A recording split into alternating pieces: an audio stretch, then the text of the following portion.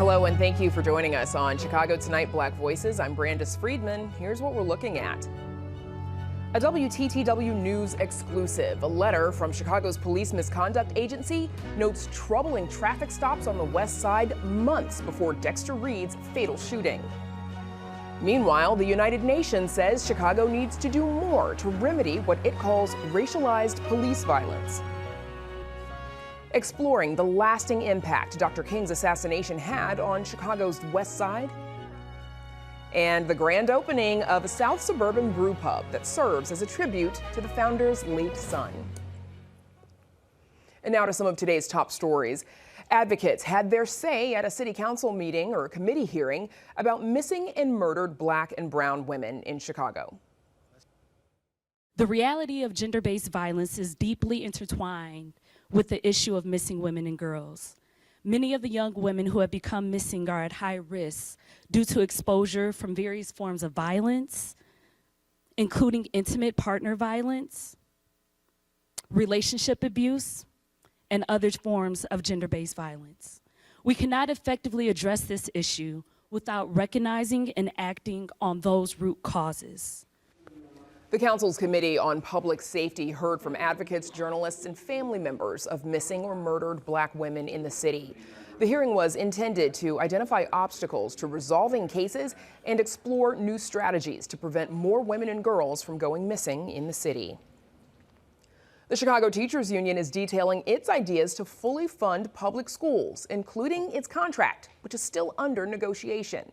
CTU today released its 5-year plan, which it says outlines ways to create over $1 billion in revenue through TIF expirations, loan refinancing, closing corporate tax loopholes, and more. The cost of our contract is the cost of running public schools in the city of Chicago. That's the cost of our contract. The cost of our contract is the cost of having schools that are funded, that are resourced, that have sports in the fall season, the winter season, the spring season, that provide students with recess and healthy meals. The union says its report aligns closely with the district's recently released plan or 5-year plan, Together We Rise. But despite that alignment, CTU says its contract is still incomplete, and it's filed for mediation and fact-finding as part of the bargaining process. Chicago soccer fans will have to get used to a new name for the women's team. The Chicago Red Stars are now the Chicago Stars Football Club. The team rolled out the new name and new look today. The team's crest includes a soccer ball and the Chicago 6-pointed star, which it says is intended to represent the team's civic pride and also the Stars' athletes on the field. Up next, a troubling pattern of CPD traffic stops months before Dexter Reed's death. Heather Sharon with this WTTW News exclusive right after this. Chicago Tonight, Black Voices, is made possible in part by the support of these donors.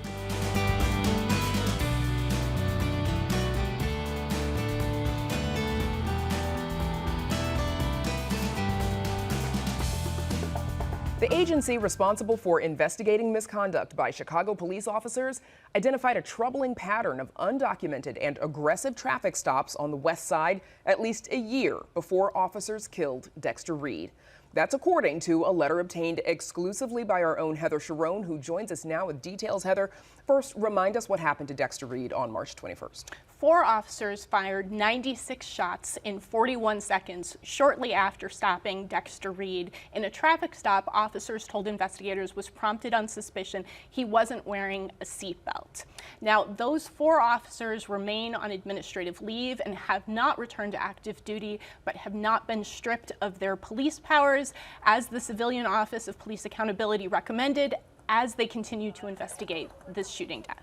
Okay, so what does the letter that you obtained then tell us about his death? That letter from the Director of Investigations for COPA shows that COPA had documented a troubling pattern of traffic stops and pedestrian stops in the same police district where Reed was killed. Those stops were not documented, according to this letter, in accordance with departmental policy, nor were they recorded by officers' body-worn cameras. That made it impossible for COPA, the Director of Investigations said, to determine whether these stops had probable cause and raises the possibility that this pattern existed for many months before Dexter Reed was killed, but nobody in the city took any action to say, hey, we've got a problem. So to that point, why didn't the city's misconduct agency alert Police Superintendent Larry Snelling and his staff about this pattern sooner?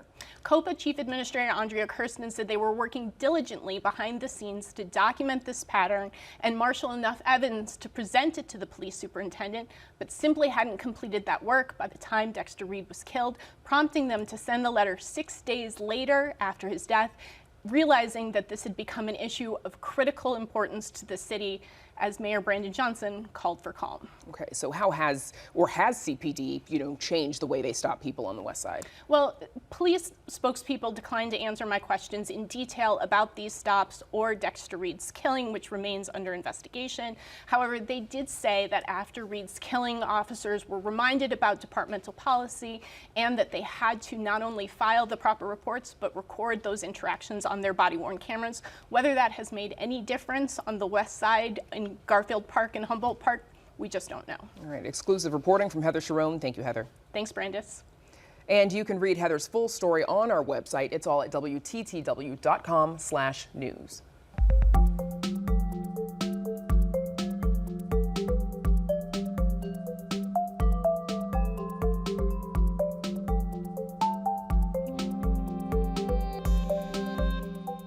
In 1966, Dr. Martin Luther King Jr. came to Chicago's West Side to protest against discriminatory housing practices. The neighborhood went into an uproar following his assassination, resulting in numerous riots and looting. A new Chicago Stories documentary called When the West Side Burned outlines the destruction. April 1968. Chicago's West Side burst into flames after the news of Reverend Dr. Martin Luther King Jr.'s assassination. Has been shot to death in Memphis, Tennessee. The one man who brought hope for a better life was dead. People who had pent-up frustration were letting it out. I do remember one guy standing out and, "Burn, baby, burn." Here to talk more about that time are two former West Side residents featured in the film, Benny Lee, founder and CEO of National Alliance for the Empowerment of the Formerly Incarcerated, and John Preston, community representative for the West Side Justice Center. Thank you both for joining us. We appreciate it. Thank you. I want to ask you both. First, this happened some time ago, but why do you think it is important to remember this history? Benny Lee, let's start with you, please. Well, one, you look at the prelude, what happened before the riot, what caused it. We got some leaders today that's doing a lot of good work for us in our communities.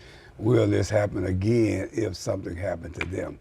We should learn from that, what happened back then, how it had an impact on our community, and not resort to those measures if something like that happened again. John Preston, why do you think it's important to remember this? Well, I mean, there's certain things that we should never forget as a people and America as a whole, so as not to repeat the same mistakes over again. And we do know when our leaders step out for good things that their lives are in danger. So we have to remember that, and we have to remember that we have, as a community, have to somewhat circle the wagons, to protect our leaders from this. Benny Lee, Dr. King chose to live in North Lawndale when he moved to Chicago. Why that neighborhood? What was significant about it? I'm not sure his reasons for coming there, but when he came there, he came here with his Poor People's Campaign. And at that time, it was like that birth of the Black Power movement. He was part of the Civil Rights movement, but you had young radicals moving for the Black Power movement. And on the West Side at that time, where he stayed on 16th and Hamlin, you had the Vice Lords, and they had a program called Tenants' Rights Action Group, where they were challenging landlords that was illegally evicting people out their houses. They were shutting down construction throughout the city because they weren't hiring black contractors. I don't know his reasons for moving there, but that was what was happening in that area where he lived at. So that ended up being sort of a natural relationship, right, because the Vice Lords and Dr. King ended up communicating. What was that relationship like? Well, again, they marched with him because you got to keep in mind, black ministers wouldn't allow Martin Luther King to even speak at their churches during that time because they didn't want him here. So it was not only just the vice lords, but you had LSD, Vice Lords, Stones, and Disciples. They became a citywide coalition shutting down construction sites throughout the city. And so Martin Luther King, he benefited from them guys marching through Cicero with him when he went out south through Marquette Park. It was the Blackstone Rangers and the Disciples that marched with him out there. So that was his followings right there to help him to do what he needed to do at that time. John, at the time of his assassination, you were completing your paper route. How do you remember the community's response when the news first broke? The community was a combination of shock and grief, and a bit of bewilderment as well. You know, to know that one of the biggest leaders that we have known as a race of people was gone. So we, you know, so that was, it was a big blow, you know, so to speak. How did you feel? How do you remember feeling when you were a young person, when riots broke out, the neighborhood begins to burn? Well, I felt a sense, I felt a great loss, that we had lost a very, very great leader. And what direction would we go as a people? And what would we do? So I felt lost because there were a lot of things that Dr. King stood for. So I was, you know, sad on one hand and angry on the other hand, on what should we do, you know. You continued to do your paper route the next day. What stood out to you in the paper the next day? Well, what stood out there is just the uproar in the community, the looting, the burning, and you know, people just going out and just expressing their anger, and by way of looting in the community. And of course, there were a lot of areas that were just cordoned off or, you know, confined just to the black community. So that's where a lot of the looting and rioting was contained. Benny, you were a teenager at the time. What do you remember feeling? Well, at that time, even before this had happened, we were dealing with a lot of racial attack on us as young youth, black youth graduating out of 8th grade and had to go through an all-white community or all-white high school just to get there. So when the looting happened, the older vice lords, which we were the younger vice lords, they was putting literature out, letting the community know, do not riot. So being a vice lord, we was following the words of our leaders, right? But on the other hand, we was thinking, well, these white folks done assassinated Martin Luther King. These white store owners deserve that. This is our way of retaliation. So I was a little ambivalent at that time at a young age. How do you think these riots are different or the same from what we saw the summer of 2020? Well, the difference now is that you have a lot of foreigners in our community. Like for a good example, that the rioting spilled over in a little village with our young black brothers, right? And them little Latin kings over there say, hold on, wait a minute. Y'all take that somewhere else, because see, these were their fathers' and grandfathers' businesses. Where in the black community, these wasn't their fathers and grandfathers' business. These was foreigners' businesses. So there was a conflict even with the Hispanics and the blacks during that time. John, we've got just a limited amount of time left, but what would you say has been the long-lasting impact of the riots on the West Side?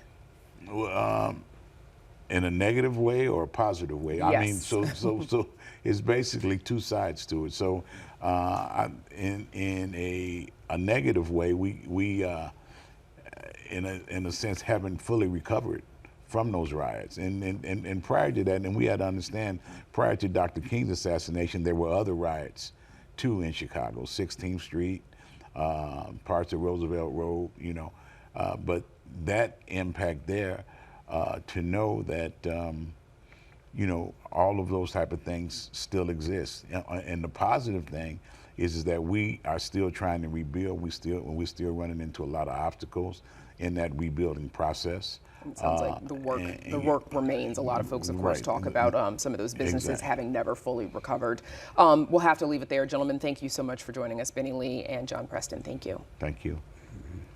And you can watch Chicago Stories When the West Side Burned here on WTTW Friday night at 8.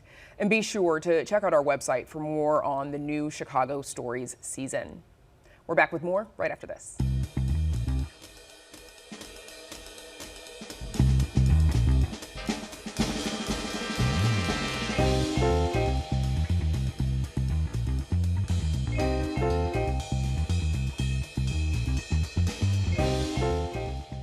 The United Nations is calling out Chicago's history of, quote, racialized police violence and says it needs to do more to remedy past wrongs.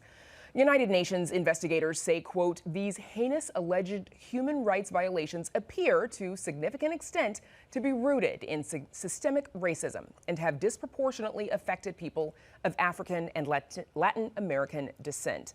They went on to decry reports of arrest without cause and the use of torture to coerce confessions. Joining us now to tell us more are Mark Clements from the Chicago Torture Justice Center. Clements is a survivor of police torture and spent 28 years behind bars before his conviction was overturned. And April Ward, mother of Michael Ward, who was convicted of killing 15-year-old Hadiya Pendleton. His conviction was overturned by the Illinois Appellate Court and remanded back to the lower court last year. The appellate court said his confession, which his lawyers and family say was coerced, should not have been considered at trial. Now, we also invited the Chicago Police Department, the governor's office, and the Cook County State's attorney to join us. We did not hear back from CPD or the governor's office, but the state's attorney's office sent us a statement saying the office had made, quote, groundbreaking strides in addressing the systemic racism found in our criminal justice system, including overturning nearly 250 wrongful convictions tied to police misconduct. Mark Clements, April Ward, thank you both for joining us here. Thank you. Thank you. Mark Clements, let's start with you, please, because we know the history of Chicago police misconduct. It goes back a very long way, as you know all too well. How did United Nations investigators come to be looking at this issue, and then how did you get involved? Working with Chicago Torture Justice Center, I learned that a group who called themselves the Mamas was putting together documents about particular people cases.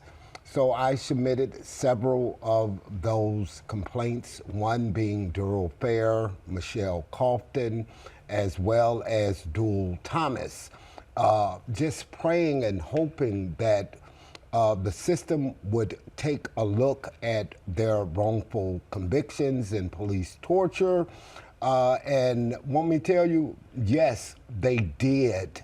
However, as you have read this long list of officials that do not want to get involved, that has been the problem. And you mentioned the group Mamas that both of you work with. I want our audience to know, of course, that stands for what is on your t-shirt, Mamas Activating Movements for Abolition and Solidarity.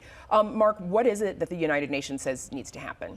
Well, I believe that these cases that are referred to the United Nations must be a start in which these officials, they must look deeper into these cases. Michelle Coughton, being 26 years of age, taken to a police station, having her hair grabbed and squeezed, and being spit upon, and being framed with a murder and raised the claim of torture from the outset. The Illinois Torture Inquiry Relief Commission finding that, well, guess what? There is some cause to suggest that she is wrongfully convicted.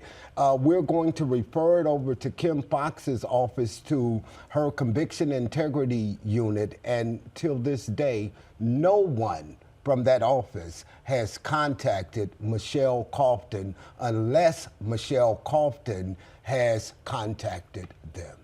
April Ward, your son, Michael, was, as we mentioned, in 2018. He was convicted of the murder of Hadiya Pendleton, but last year, the Illinois Appellate Court overturned it, saying that his alleged confession should not have been considered at trial. What has he told you and your family attorneys about how detectives obtained that confession? He told me that the confession, they held him for like 18 hours. But they kept waking him up.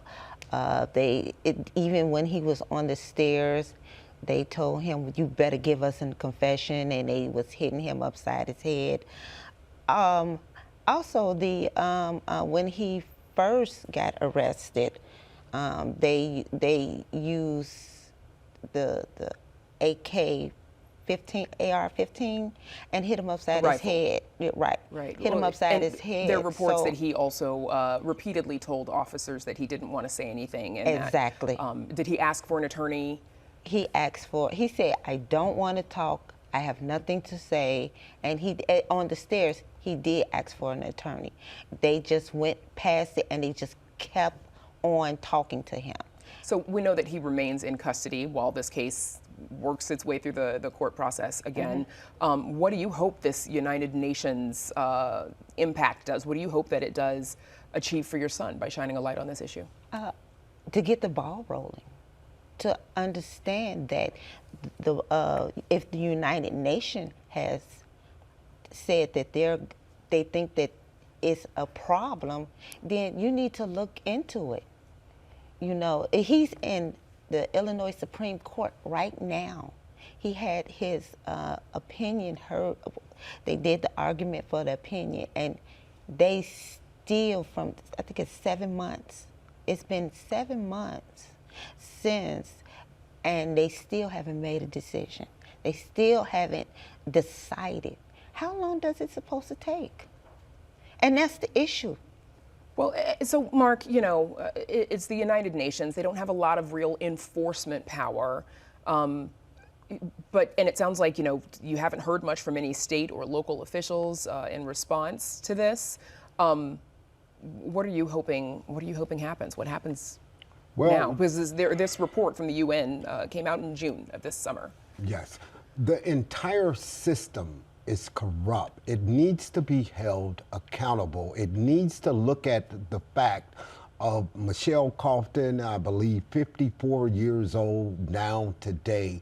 She deserves, at least, regardless if she is guilty or innocent of that crime, she deserves where that they look into her claim of torture. Michael McDermott, a Chicago police officer who has a long history of police torture. Former Chicago police detective Michael McDermott, who has been named in other cases of including police torture. Daryl Fair's case. And, you know, this is a tragic. Here it is, Dual Thomas taken to a police station over here on the west side and kicked in his head by police detectives inside of the interrogation room. No, that is a crime. These police officers need to be held accountable, but before we can hold them accountable, let these men and women out of prison. Okay, that is where we'll have to leave it. Obviously, a lot of work for the officials, the justice system to work their way through. Hopefully, we would like to hear from them on this issue as well. We'll have to leave it there. My thanks to Mark Clements and April Ward. Yes. Thank you. Back with more in just a moment, but first, a look at the weather.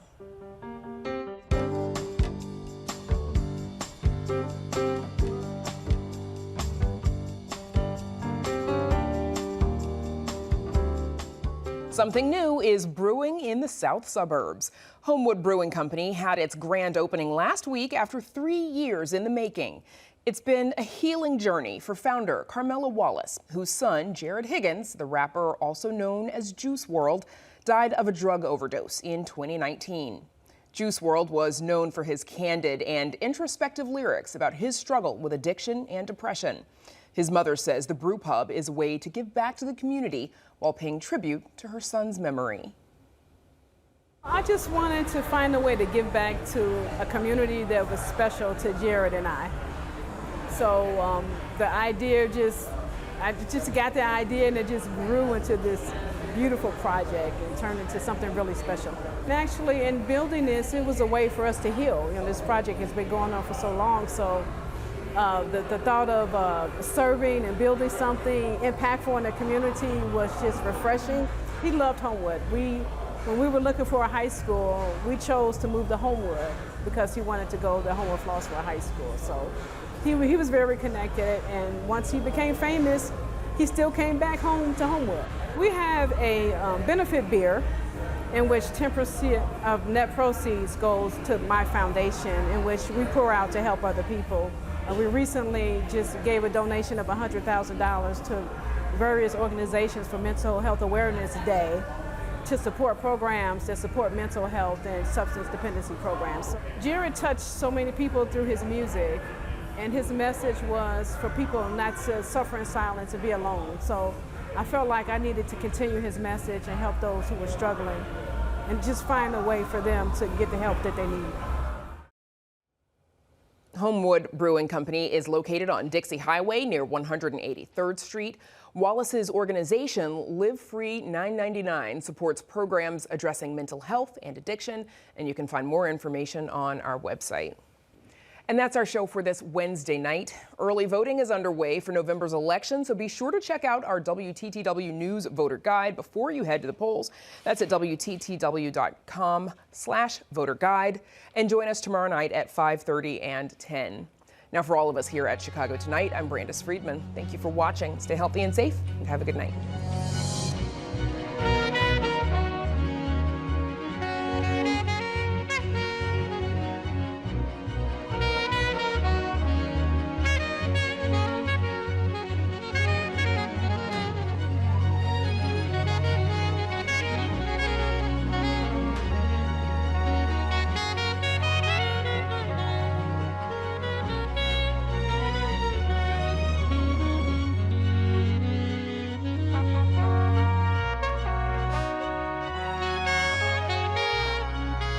Closed captioning is made possible by Robert A. Clifford and Clifford Law Offices, a personal injury law firm committed to giving back to the community through law and philanthropy.